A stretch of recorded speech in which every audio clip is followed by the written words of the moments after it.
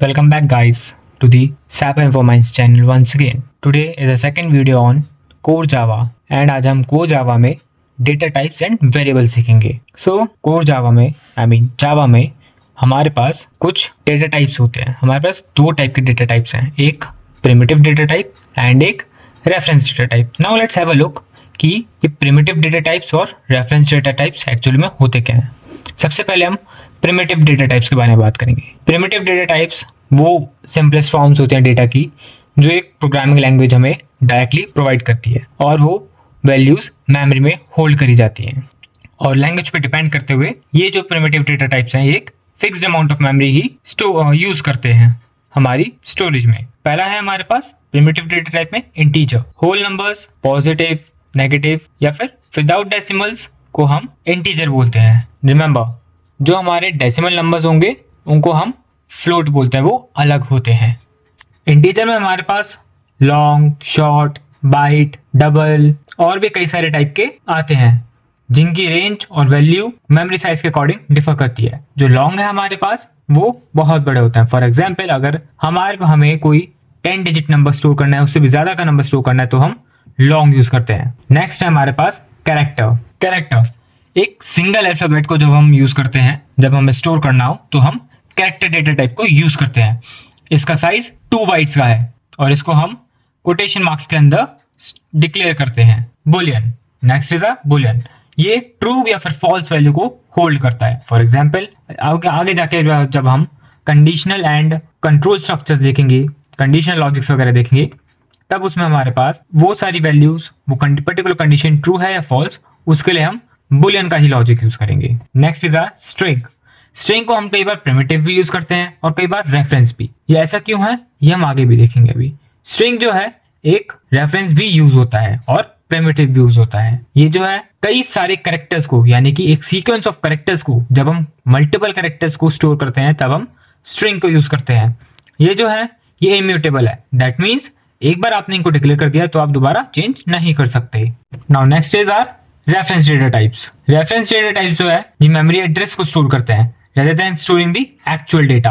Reference data types हम complex working के लिए यूज करते हैं. कॉम्प्लेक्स डेटा स्ट्रक्चर्स वो चीज है जिसमें हम डेटा स्टोर करके रखते हैं. जब हमें कुछ कॉम्प्लेक्स वर्क करने हो, कॉम्प्लेक्स डेटा स्ट्रक्चर्स पे वर्क करना हो या क्रिएट करने हो, तब हम रेफरेंस डेटा टाइप्स को यूज करते हैं. ये उन वर्क्स के लिए बहुत ही ज्यादा फ्लेक्सिबल एंड हेल्पफुल भी है, but regularly is because they can lead to memory management concerns. इसका पहला एग्जाम्पल है एरेज. ये जो है ये भी एक डेटा स्ट्रक्चर है जो कंसेक्यूटिव वे में, एक सीक्वेंशियली वे में मेमोरी के अंदर डेटा को स्टोर करके रखते हैं और ये डेटा इंडेक्सिंग के थ्रू एक्सेस किया जा सकता है. Class and objects. क्लास जो है एक ब्लूप्रिंट है क्रिएट ऑब्जेक्ट्स को क्रिएट करने के लिए. ये दोनों ही डेटा और मेथड्स को होल्ड करके रखते हैं.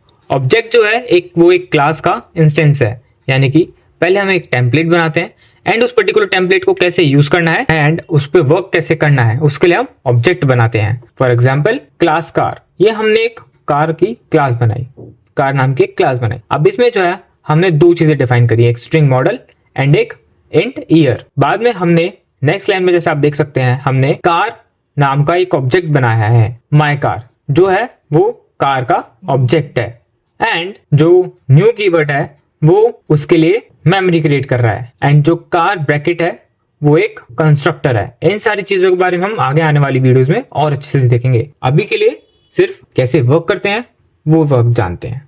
Now strings. जैसे मैंने कहा था कि string as a data type, as a reference data type and as a primitive data type दोनों वेज में वर्क करता है. Now the thing is why string is considered as reference data type also, because object oriented programming languages like Java, ये जो है ये कई बार strings को एक object की तरह भी treat करती हैं. That means yes, we have a special string class too, so we can use it as an object as well. आप example में देख सकते हैं string greeting. string जो है वो class है and greeting जो है वो उसका object है. Now comes the collections कुछ नहीं है. जैसे हमने पीछे एरे को देखा, एरे की तरह ही यहाँ पे भी कई सारी चीजें और हैं जो डेटा को स्टोर कर सकती हैं, बट एरे से थोड़ी डिफरेंट है. For example, array list, hash map, hash chat, ये सारी जो चीजें हैं ये डेटा को होल्ड करके रख सकती हैं। कलेक्शन जो है वो ग्रुप ऑफ ऑब्जेक्ट्स है। ये डेटा को एज अ की वैल्यू पेयर होल्ड करने के लिए भी यूज किया जा सकता है। सभी डेटा स्ट्रक्चर्स का और कलेक्शंस का अपना अपना एक वे है डेटा को स्टोर करने के लिए। फॉर एग्जाम्पल, हमने एक लिस्ट बनाई है स्ट्रिंग टाइप की, जिसके अंदर हम सारे नेम स्टोर कर रहे हैं। अब आप जैसे देख सकते हैं, हमने न्यू कीवर्ड का यूज करके उसके लिए कुछ मेमोरी एलोकेट करी एंड नेम्स डॉट ऐड करके हमने उसके अंदर डेटा ऐड करा है। वेरिएबल डिक्लेरेशन जो है ये एक स्पेसिफिक टाइप की नेम मैनेजमेंट सिस्टम है। वेरिएबल डिक्लेरेशन बेसिकली मींस कि हम अपने वेरिएबल्स को कैसे डिक्लेयर कर सकते हैं, उसके ऊपर हमें कुछ चीजें देखेंगे।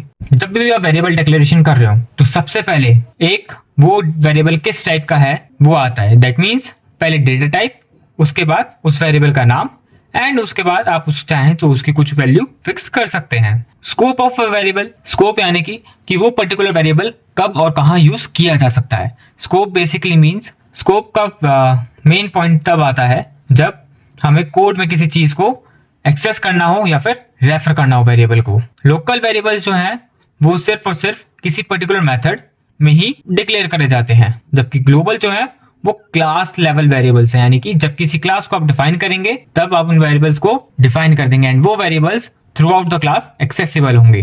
टाइप कास्टिंग इज बेसिकली जब आप एक वेरिएबल का डेटा टाइप दूसरे वेरिएबल में चेंज करते हैं। इसमें हमारे पास दो टाइप की टाइप कास्टिंग है।